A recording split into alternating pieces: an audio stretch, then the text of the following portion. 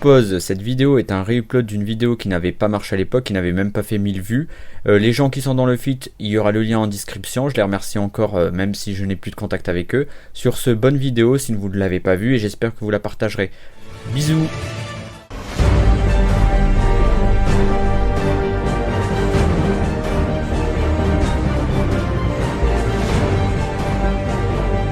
Vador contre Voldemort, un combat que beaucoup de fans attendaient. Nous allons tenter de répondre à cette grande question, qui est le plus fort entre les deux?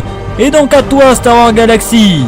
C'est parti avec un petit résumé des pouvoirs des deux personnages. Dark Vador est un être surpuissant avec des pouvoirs grandioses. Dark Vador maîtrise la force. La force est une énergie propre aux Jedi et aux Sith. Elle permet à qui la maîtrise d'améliorer ses capacités. Ainsi, elle aura des fonctions médicales et martiales. Elle peut aussi s'utiliser autrement. Elle peut permettre par exemple de soulever des objets ou de soumettre des personnes à sa volonté. Et dans ce domaine, Dark Vador excelle. Dark Vador n'est pas gentil. Il n'hésitera pas à montrer sa maîtrise de la force pour terroriser ses adversaires. Entre l'épisode 3 et l'épisode 4, il traquera les Jedi jusqu'à leur disparition. Enfin presque, mais ça montre l'étendue de son pouvoir. Anakin est formé par les Jedi. Il apprend donc à utiliser son pouvoir pour aider la population. Et ensuite, comme tout le monde le sait, il s'est rangé dans l'épisode 3 du côté des Sith. Et à partir de ce moment-là, il a appris à utiliser ses pouvoirs pour son profit personnel. Si Anakin était un jeune homme souple et athlétique, Dark Vador, quant à lui, est beaucoup plus brut, utilisant sans retenue la force pour assouvir ses adversaires. Même avec une armure et un aspirateur dans la gorge, Dark Vador est un adversaire redoutable. Voldemort, lui, a une panoplie de pouvoirs assez similaire. Le sort Impero lui permet par exemple de soumettre quelqu'un à sa propre volonté, comme le fait un peu Dark Vador. Enfin bon, le temps qu'il sort sa baguette magique et qu'il annonce son sort, Dark Vador lui a déjà foutu sa misère depuis longtemps. Sinon, Voldemort a aussi d'autres sorts interdits dans sa manche, comme le sortilège de torture Doloris. C'est assez efficace, notamment pour rendre fou ses adversaires. Encore plus radical, il y a aussi le sortilège Avada Kedavra. Alors lui, c'est simple, ce sortilège-là, il tue, tout simplement. En effet, ce sort tue en lançant un éclair foudroyant, tuant la personne instantanément. Pour un scientifique,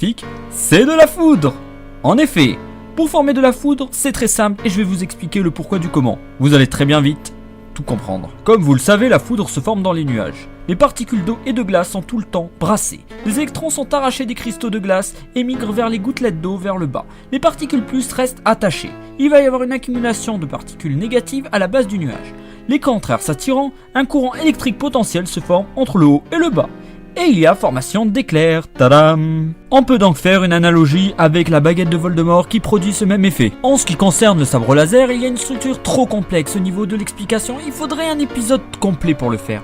Ici on peut voir que lors du duel contre Mr Palpatine, le sabre a eu un effet de paratonnerre. Et en effet, Mace Windu n'a pas été électrocuté, il a absorbé l'énergie des arcs électriques, certes moins puissant qu'un éclair ou un sort Avada Kedavra, mais pourtant il aurait pu le tuer. Donc on peut voir que le sabre peut être plus puissant qu'un sort. Mais face à Dark Vador, Voldemort fait pas le figure. Enfin bon, passons. Dark Vador ne fait qu'une bouchée de Voldemort, car contrairement à lui, un sorcier a besoin de sa baguette magique pour utiliser ses pouvoirs. Alors que si Vador laisse tomber son sabre laser, il peut utiliser la force qui est en lui. Et si tout ça suffit pas, faut pas oublier que Dark Vador, lui, il a une étoile noire dans le ciel, et ouais, et pouf, la planète et tous ses sorciers. C'est tellement cool. Face à la mort, Voldemort a trouvé le truc, les Horcruxes. C'est assez simple, il prend son âme et il le divise en plusieurs morceaux qu'il cache un peu partout sur la planète. Donc si on veut le tuer, on est obligé de jouer à un grand cache-cache, c'est idiot. Dark Vador, lui, ne meurt pas vraiment. Il peut utiliser la force pour réapparaître comme il le fait dans l'épisode 6. Donc si par malheur Dark Vador est vaincu, il pourra toujours former un nouvel apprenti pour ensuite défoncer Voldemort. Donc je suis désolé les amis, mais on peut dire que Dark Vador défonce Voldemort. Vérifions cela. On est parti pour ce combat exceptionnel. Voldemort est en train de jauger son ami et il lance un Imperium. Dark Vador qui n'a rien. Mais qu'est-ce qui se passe? C'est de la folie. Voldemort qui n'a pas l'air vraiment d'apprécier ça, ne sent pas bon. Ce combat commence et c'est déjà de la folie. Où est parti Voldemort?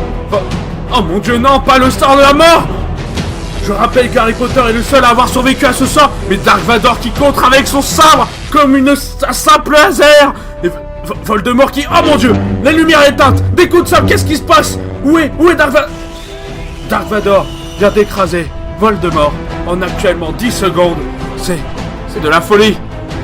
Dark Vador vient de battre Voldemort après avoir survécu au sortilège de la mort. Oh mais... Dark Vador... Oh, qu'est-ce qui se passe? Un fantôme qui sort, il s'en va. Dark Vador est le grand vainqueur. Bien joué.